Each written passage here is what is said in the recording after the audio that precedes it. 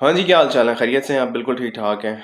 जब हम पुराने वक़्तों में अगर हम 90s में जाते हैं और ज़्यादा दूर नहीं है, आज से 15-20 साल पहले या 25 साल पहले की बात कर लें। तो हम जब स्कूल्स में जाते थे और स्कूल्स में जब हम गलती करते थे, तो उस गलती के ऊपर जब उस्ताद हमारी फैंटी लगाते थे और इवन जब आप कॉलेज में जाते हैं, इवन यूनिवर्सिटीज़ में भी जब फैंटी प्रोग्राम होता था, तो उस फैंटी प्रोग्राम के आउटकम्स कभी भी नहीं आते थे। और वो फैंटी प्रोग्राम इतना काम आता था कि आप अगर 80s एंड 90s की जनरेशन को देखेंगे और आजकल की जनरेशन को देखेंगे तो आपको बहुत वाज़ेह फ़र्क नज़र आएगा और उसमें बहुत सारा रोल टीचर्स का होता था। इवन उसमें पेरेंट की रिस्पॉन्सिबिलिटीज़ भी शामिल होती थी कि जब स्कूल में कोई फैंटी लगती थी ना किसी स्टूडेंट को या हम में से किसी को फैंटी लगती थी स्कूल्स में और कभी भी पेरेंट्स को हम आके नहीं बताते थे कि यार हमारे उस्ताद ने आज जो है हमारी फैंटी लगाई है और आज हमारी जो है अच्छी खासी जो है ना दुर्गत बनी है। उसकी वजह ये होती थी कि टीचर्स के दरमियान और जो स्टूडेंट्स के दरमियान रिलेशनशिप था वो इतना अच्छा होता था और इतना प्यार मोहब्बत वाला होता था कि वो कभी भी आके अपने टीचर की बुराई नहीं करते थे। तो आपने देखा होगा दो 1990s और 80s के जो स्टूडेंट्स हैं, इवन अर्ली 2000 के जो स्टूडेंट्स हैं, उनके जो तरबियत में और आजकल की तरबियत में बड़ा फ़र्क है। गवर्नमेंट ने बहुत अच्छे इनिशिएटिव्स लिए हैं अगर आप गवर्नमेंट स्कूल्स को देखें और वो इनिशिएटिव्स ऐसे हैं जो कि आपको शायद आज से 15-20 साल पहले नहीं मिलते थे। लेकिन इन इनिशिएटिव्स के साथ कुछ ऐसे इनिशिएटिव्स भी हुए हैं जिसके आउटकम्स आप जो हैं वो प्राइवेट स्कूल्स में देखते हैं। अब उन इनिशिएटिव्स को जब हम देखते हैं प्राइवेट स्कूल्स में तो प्राइवेट स्कूल्स की सब प्राइवेट स्कूल्स ऐसे नहीं हैं, सब प्राइवेट स्कूल बहुत अच्छे भी हैं। कुछ प्राइवेट स्कूल्स ऐसे हैं जिनकी बहुत अच्छी एजुकेशन है और आज भी है।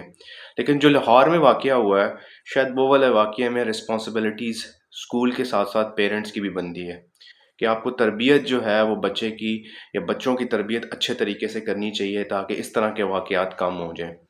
आपको इस तरह के वाक़यात दिन-ब-दिन बढ़ते हुए दिखाई देंगे, उसकी मेन वजह ये है कि पेरेंट्स ने अपनी रिस्पॉन्सिबिलिटीज़ को छोड़ दिया है। पहले पेरेंट्स जो थे वो स्कूल से बच्चा आता था, उसको पूछते थे, "भाई तुमने क्या स्कूल में किया है?" उसको प्रॉपर्ली उसको इंक्वायर करते थे, उसकी फुल फैंटी लगाते थे।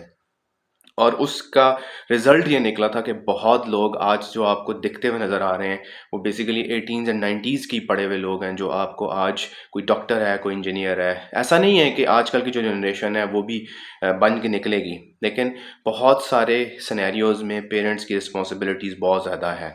आप सब कुछ स्कूल्स पे मत छोड़ें, आप स्कूल्स पे, यूनिवर्सिटीज़ पे मत छोड़ें। देखें, जब आपका स्कूल में बच्चा इस तरह करेगा, तो जब वो कॉलेज में पहुँचेगा और यूनिवर्सिटी में पहुँचेगा और यूनिवर्सिटी में पहुँचने के बाद यूनिवर्सिटी को कोई लेना-देना नहीं है।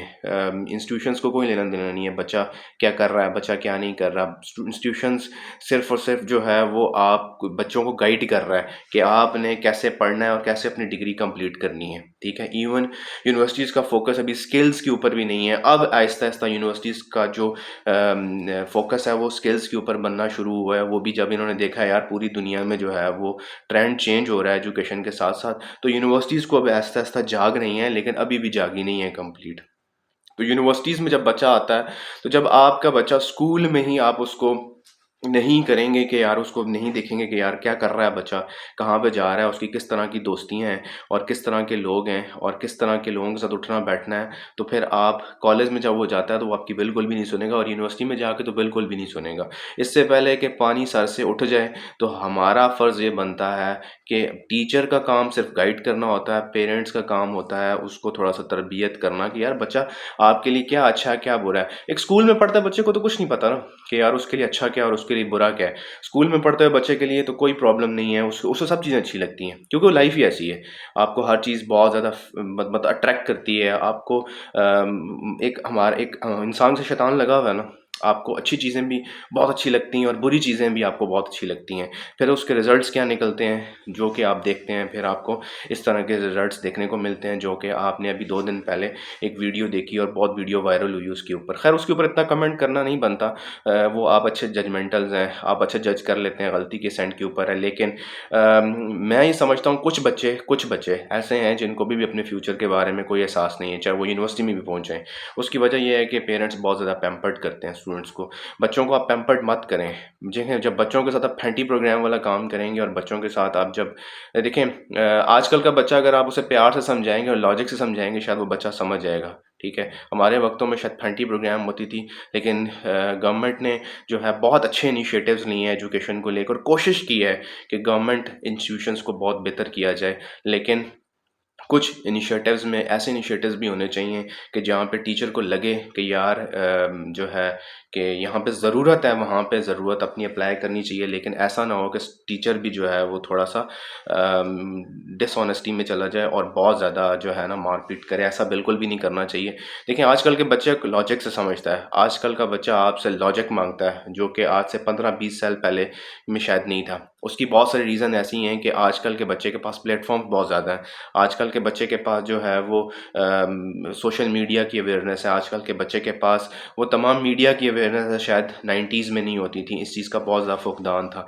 लेकिन आजकल का बच्चा जो है वो बहुत ज़्यादा समझदार है। अगर आप उसकी थोड़ी सी अच्छी सी तरबियत करेंगे, मैं आपको डैम श्योर कहता हूँ कि यूनिवर्सिटी से फ्री होने से पहले ही बहुत सारे बच्चे ऐसे हैं जिनको अपने फ्यूचर का ख्याल होगा, तो वो मिलियनर्स क्या बिलियनर्स बन सकते हैं। लेकिन उसकी वजह ये है कि उनको राइट डायरेक्शन चाहिए। बच्चे को राइट डायरेक्शन देना पेरेंट्स का काम है, टीचर्स का काम है। अगर बच्चे को आप राइट डायरेक्शन देंगे, बाय गॉड आपका बच्चा जो है वो कभी भी ऐसी ऐसी एक्टिविटीज़ में इन्वॉल्व नहीं होगा जिस एक्टिविटीज़ को हम नॉर्मली सोशल मीडिया के ऊपर देखते हैं। और बहुत ज़्यादा आजकल आपको पता है, एक चीज़ छोटी सी क्लिप बनता है और वायरल हो जाता है।